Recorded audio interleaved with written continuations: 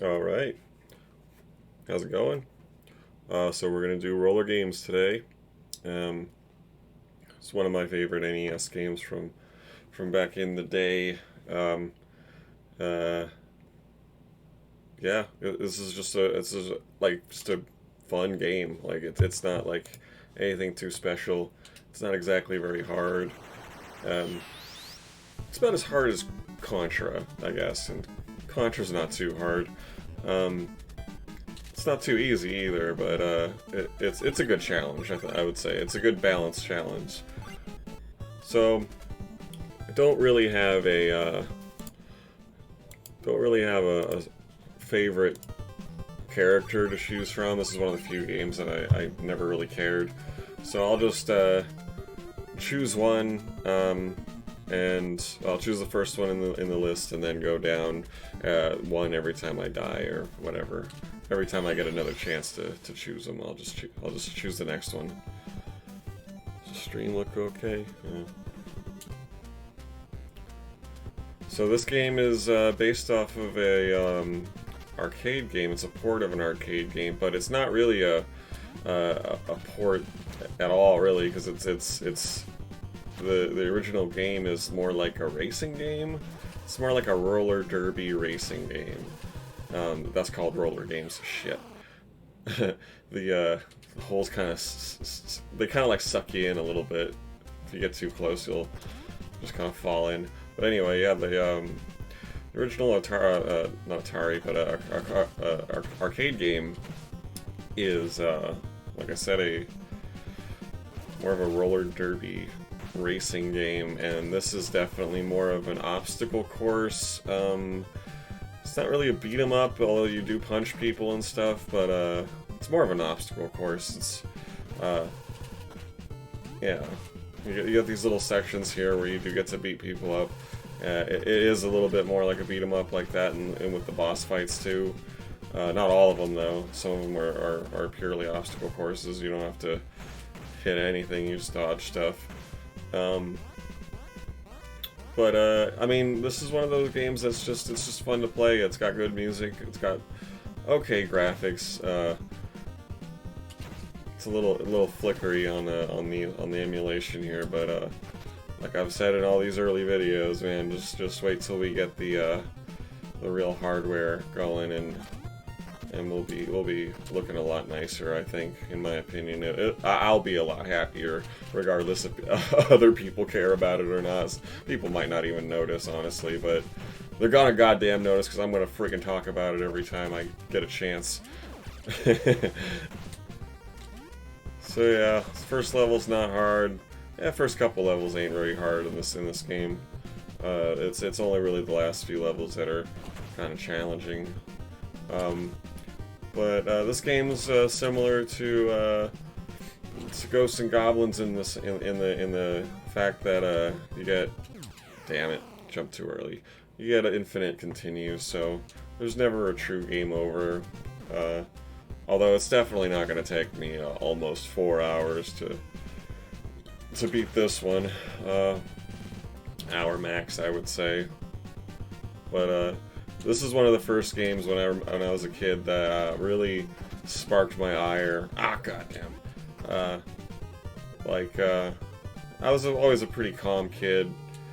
I didn't really get too angry about stuff, and this game was one of the first things that like really opened the floodgates to the rage. I remember finding myself just screaming at the top of my lungs before I even really knew how to curse, and just little tiny boy rage. And even still, this game gets pretty tough. Like I said, at the end, obstacle course stuff isn't too easy to get through. But these fights are not too tough. This guy doesn't really make a whole lot of sense. He'll just kind of flex, and you'll go through him somehow. That's a good block. And this guy just spazzes out, and blam. All right. Stage 2. Oh, cool. Every stage I get to choose a new level or a new character. Ah. So one thing I just recently put together, damn it, all the team names they made sense to me as a kid. I was like, yeah, the Thunderbird's the guy's big, like a Thunderbird. Usually the characters named Thunderbird are kind of like big in some way. And the Rockers, the dude looks like Axl Rose with a rag on his head or something. That's supposed to be his hair, but it looks like a rag. And as a kid, I saw Hot Flash, and I'm just like, yeah, cool. She's like, hot pink, and she's skinny, so she's probably fast, like a Flash. And never once in my entire adult life until just like a couple weeks ago, I was thinking about it. And I'm like, that's a menopause joke. That's a terrible freaking name for for a women's team. Oh man, that's terrible. But I mean, I wonder if the creators of this game thought that kids would get it and created it for that purpose, so that adults could get a chuckle out of it too, while kids didn't know what was going on. Because I mean, that's the kind of thing that happened a lot in my childhood, cartoons and media, movies and stuff like that. It was a lot of stuff that was a little bit over the kid's head, where on the surface the kid could laugh at it, but not really understand why the adult was laughing at it a little bit harder. So it probably was something like that. I just didn't catch on, because something you don't think about. You see it once as a kid, and you kind of you understand it then, as far as you do. And then you never put too much more thought into it, because you already, pretty much had it figured out, even though you didn't really. Hot Flash. Alright. So yeah, this guy always looked like, kind of like Axl Rose or something like that, and a bunch of leathers and shit with a rag on his head.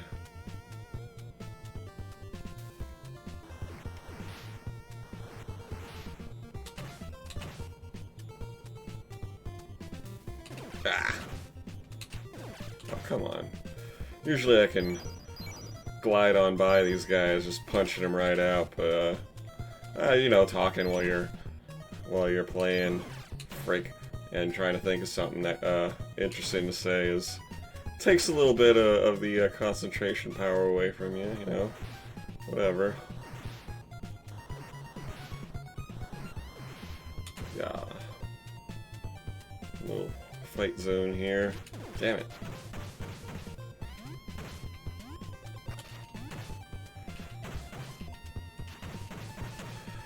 I like beat 'em ups. I've always been a big fan of them, but on Nintendo, on NES that is, they're not that great. There's only a few good beat 'em ups, I think, on the NES, and most of them, well, I guess the one main good one, I think, is Double Dragon 2. I think that's probably the best one. I had Target Renegade as a kid. Damn it, didn't make the jump. Yeah, I had Target Renegade as a kid. I was never able to beat it because it was kind of an odd game. Oh damn. But I don't know. Maybe sometime down the line I'll get back to that game and beat it once and for all. I know I can beat Double Dragon 2. I never really played Double Dragon 1 too much though. I never owned either of them when I was a kid. But one of my neighbors had Double Dragon 1 and 2, and I mean, it was a lot easier to play 2, obviously, because they had the 2-player mode. The Double Dragon 1 didn't have that for the main game, and the graphics are better, the music's cooler, and this and that. It's just a better game, in my opinion. Although I love the arcade original, that game's great. Yeah. That jump gave me a lot of problems when I was a kid. Bunch of weird physics going on with the slope and the roller skates. How they don't really turn on a dime. They kind of have to orbit around a little bit. Oh no. Okay. Damn it. One genre of game that the NES, did have, that I thought was a good solid genre for the system was shoot 'em ups. There's plenty of good ones, but I think one of my favorite ones was is an exclusive to the game. I don't think there's even a arcade port or original or whatever, but it's called Zanuck. I like it a lot. It's a fun one. It's one of those games that you like just randomly find, or was how I found it anyway when I was a kid. I think me and my dad were just like in an electronics boutique or something in the 90s, and this game was just sitting in one of those bin type deals where it was like discounted because nobody wanted it or whatever, and I'm like, hey, can I get a new game? You know, it was really cheap, and he's like, yeah, cool, whatever. You know, why not? And it turned out to be a really good shoot 'em up. I didn't even know what it was when I bought it. It just had a you know, a fighter jet on it or something, and it started with a Z and ended with a C. So that's got to be cool, right? That sounds cool too, Zanuck. So yeah, it's one of those surprise good games. I had a bunch of games for the NES. I think it's the as a kid, it's the system that I had the most games for, because I had it for the longest time. I'd say. Oh man.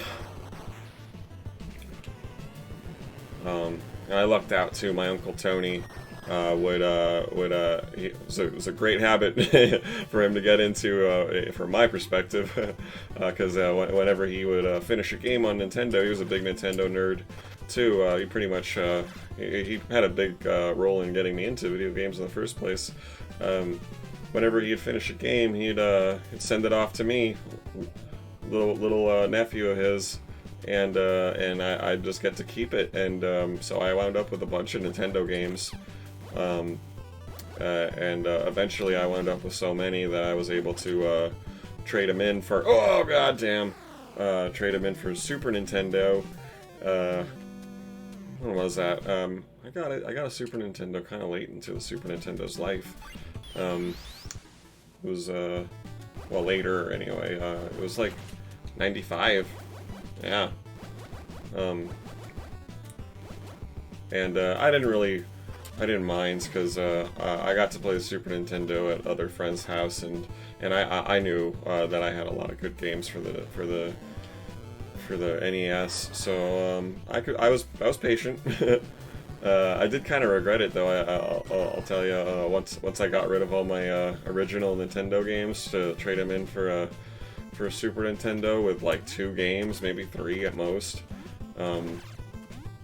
You know, that's a lot of games that you lose, and I mean, obviously, if you're an adult, you can just work, you know, save up for it. You don't have to sell anything, and you can keep everything and add to your collection. But it's not how it worked for me. It's not how it worked for a lot of kids growing up. So we're all forced to reacquire our old. There it is. Damn it! Nope, no, never mind. God, I gotta remember about that jump.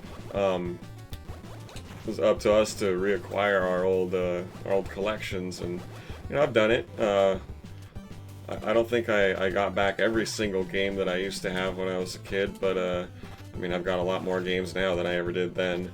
And plus, I've got an Evercart now for the NES, so I mean, basically, that's any game that you ever could have available to you. Plus all the ROM hacks and stuff like that. It's a really cool piece of hardware, I think.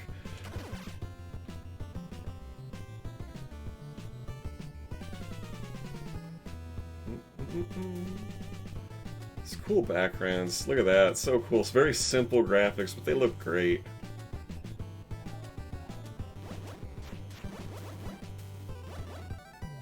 Never really liked these enemies, though. The color palette's kind of shitty. Looks like poop.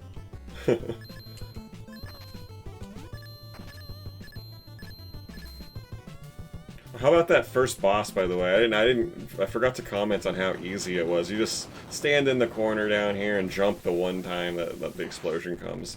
This one's a little tiny bit harder, whereas you gotta do this to not get hit by the barrels that come down when it backs up a little bit. But these bosses are kind of a joke. Sometimes you get hit once or twice, but yeah, you can generally get through it without too much of a problem. But it's like, who are they fooling? Even as a kid, I quickly understood that, oh, you just pick one spot and just do that. And in this case, this is really the only spot that you can survive this little boss. If you can even call it a boss. It's more of a stupid little endurance round.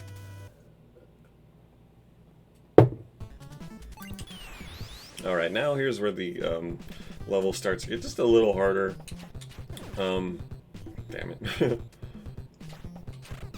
Because there's a lot more pits to fall into. Pits and water.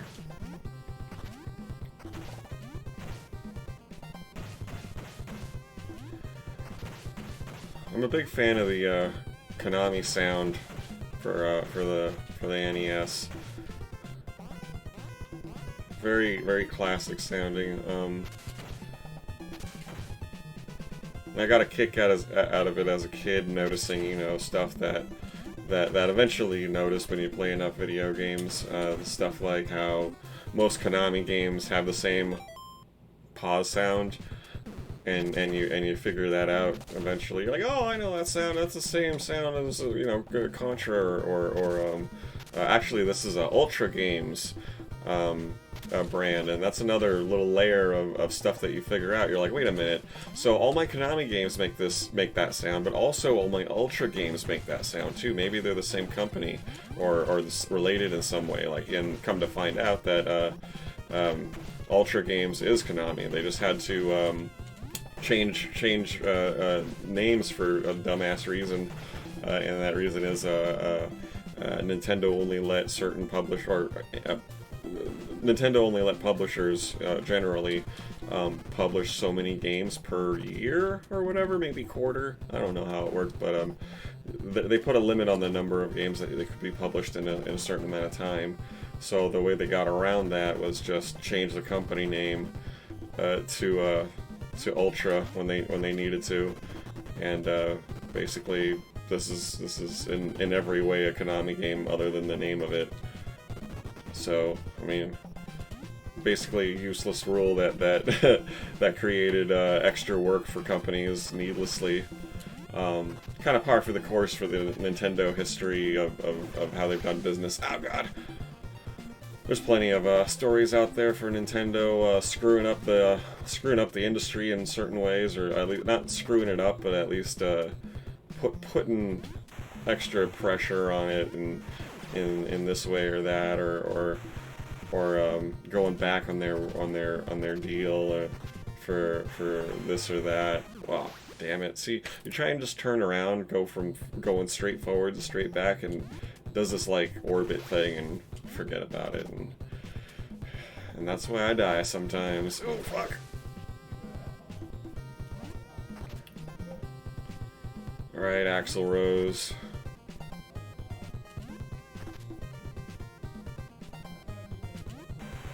Man, when this game came out, Axl Rose was on top of the world. He was one of the most popular rockers ever, and I liked it. I friggin' still love Guns N' Roses. Yes, but just seeing video game characters modeled after that look takes you back a little bit, you know. I remember, I think Welcome to the Jungle was one of the very first music videos I ever saw as a kid, and I was so young that I didn't understand didn't understand leather pants. So he's wearing leather pants in that video, and I'm like, are his pants wet? They're shiny. And my mom was like, no, they're leather, and I didn't get it, and yeah, I was like, I was that young where I didn't understand leather pants. So whenever I think about that video, I think of wet black pants for that reason. It's just very odd little thing to remember, but yeah, that's in the head.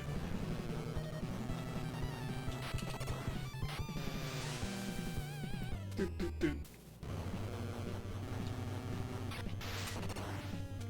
most of these bosses are not hard at all. Even the last boss of the game, I had problems with him as a kid, but it's only really the only real challenge is just figuring out the thing that you need to know about beating him. Most bosses in Nintendo games are, well, these games in general, these era of games, there's like one little trick that you need to know, and it's not always apparent. You just kind of have to try it enough times for you to just naturally figure it out, or have someone tell you. I mean, I guess that works too, but I don't like that. You know, and eventually you figure it out, and when you do, it's kind of like riding a bike, I guess. Once you figure it out, you know exactly what you're doing, so it's not too tough. The toughest part of this game, like I said, is the next couple levels coming up. They're just obstacle coursey.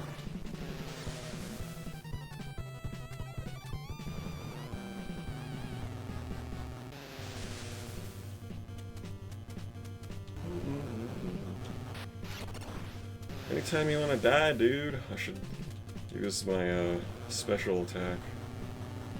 Yeah.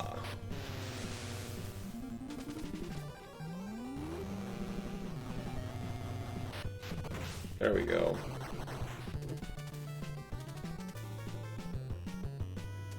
I think there's 2 more levels.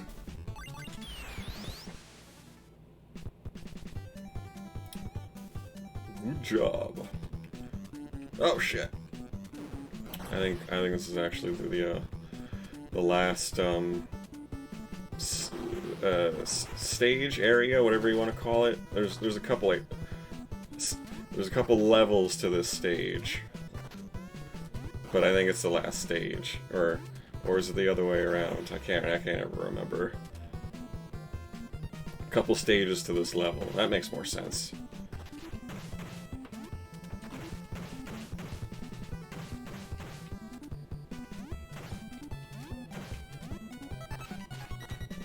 Yay, I got an extra life, even though it matters not at all. Oh.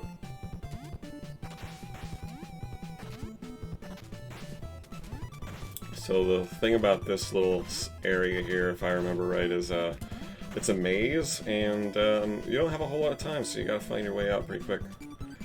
And enemies respawn, so like you're gonna get your ass kicked.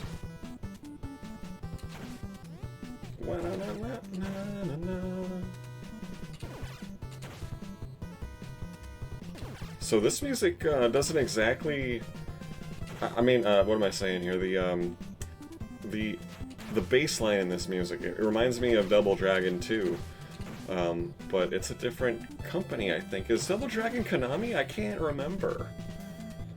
I don't think it is. But they're using like the same voice, I think, for, oh my god, for the bass line. They say the same one that they use in Double Dragon. Oh boy. All right, so this is one of the hardest parts of the game here. This little obstacle course thing.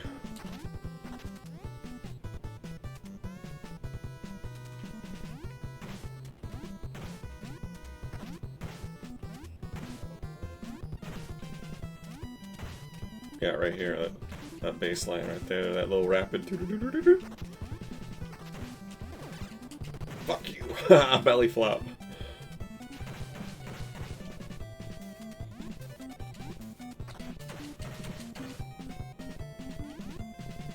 You don't fuck with a big man on roller skates. You just don't. This guy looks like, King of Fighters. Kind of reminds me of Raiden's, like, brother, Raiden, whatever, however you say his name. Big wrestler dude in a blue leotard. Maybe they're related. Oh god, no! Okay, I can take the damage as long as I don't hit by the spikes. Alright. Yeah! Oh shit. Okay. Oh my god, I can't believe I got through that. Alright, here... This is gonna be a problem. Okay, it's right here. Yes! Glad I remembered where the holes were. Oh boy! Come on now. Might have to do this section over just because I'm gonna run out of time.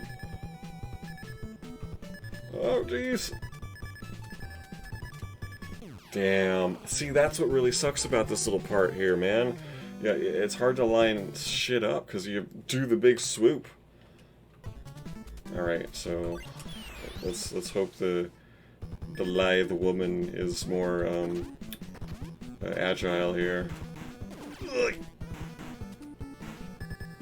Okay, so this section gets the same amount of time no matter what. You just start on that. Whoa, on low time. Makes you feel nervous. Alright. I think it was like right here? Shit!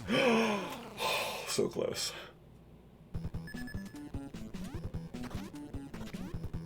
Okay. One more shot. One more shot?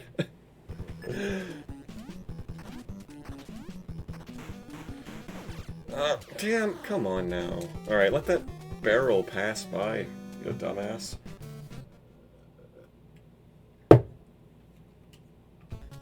Alright. Rockers. The leopard print rockers. Smart. Oh, come on. What the hell's this? This happens in every freaking classic NES game where you get to the end of the game and you're able to get past like the first little hard thing in the beginning of the last level, and then you get screwed over by something later in the same level, and then you're trying to get just to that same part just to get past it again, just to get another chance to get past it, and then you get screwed over by something easy in the beginning. God damn. I'm getting it. I need to try and count the tiles, maybe. Alright, come on now. Whoa! Alright, I'm gonna try and count from the bottom up how many tiles there are next time I see it. If I ever do see it again. And, try and just commit that to memory so I never have to go through this again whenever I want to play this game and just get through this damn section. Because this is always the spot that trips me up, every time. And I never did bother to learn the number of tiles. I just kind of eventually stuck the landing and was like, hey, now I don't have to try anymore. Oh god! Okay, come on, 10 seconds, let's do this. Alright, never mind. Can't count that many. I should have been trying to count from the top, but never mind, I'm not going to know this time. Alright, this is the last spot, and this is actually pretty easy. It's just a bunch of pits, and I think there's maybe a couple fights. Nope, just the boss. Now, oh, there's a couple fights. One fight. One fight of some little minions. Some purple minions. You guys, I like wearing one color a lot too, but purple? Purple's even one of my favorite colors, but all purple? Props, I guess. Team Purple. I get it. Alright, I mean, this guy's no better. I mean, he's all green. Or yellow? What is he? What color is this guy? Oh, he's like peach.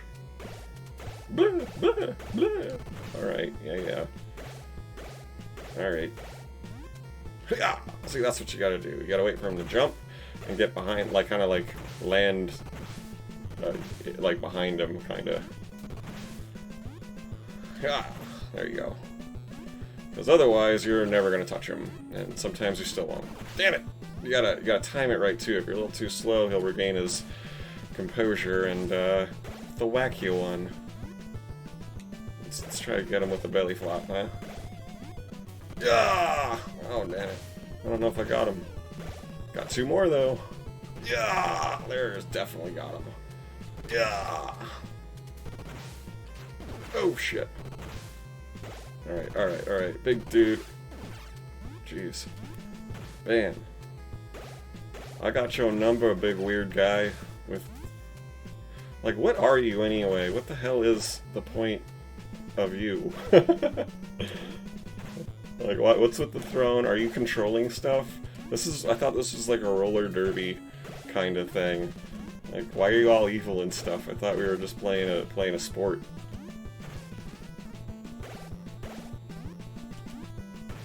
Yep. There we go. Ah, you're green now. Yeah, half an hour. That's not too bad.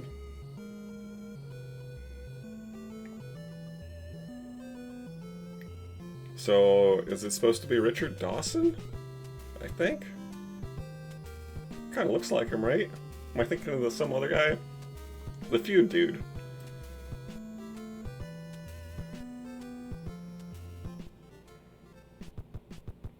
Not only from TV.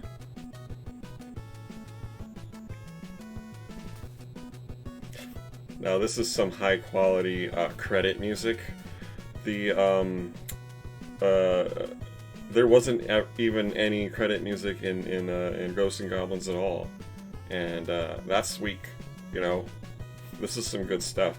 I like this. And remember that nice scenery from before? We get another look at it. Some parallax scrolling. Yeah.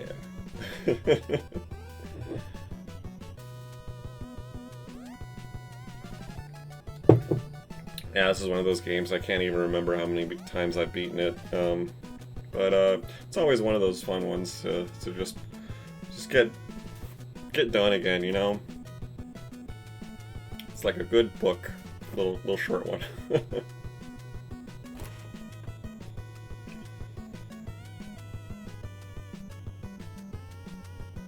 Actually, it's more akin to like listening to an album, a CD album, or you know, on tape, whatever. Who cares? Because it's about as long as one, a little short one, I suppose, and it's an experience, just like listening to music, you know. And part of it includes listening to music as you're playing, and this game has some good music. It's definitely good. See, it doesn't even say Ultra Games here. It says full-on Konami. Their deception is spread thin.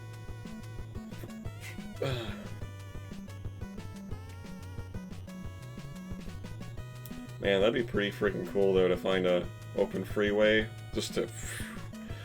I'd use a longboard, but I guess skates would be fun too. I think that this goes on forever, so I'm just gonna say thanks for watching. See you in the next video. Hey everyone, so I just finished doing the Rollergames video, and I noticed I made a little bit of a mistake. So I spent a little part of that video talking about how this game is a Ultra Games release, and you know, the whole Konami Ultra Games thing, how everything is basically the same except they have a different name. Well, I am, look at that, a piece of shit. I'm a liar. No, I'm just kidding. I just made a mistake.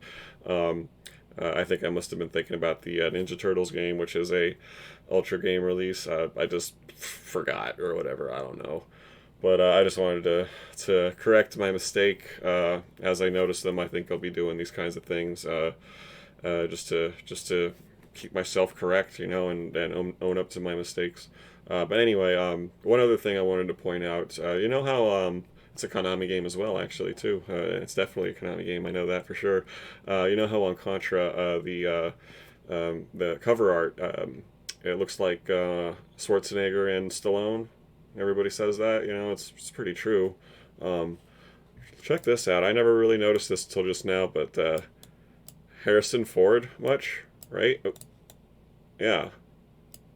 You can't tell me that does not look like Harrison Ford. Harrison Ford on roller skates, you guys. That's what makes this game good, I think. You know. Anyway, okay, so I'll see you in the next video, guys.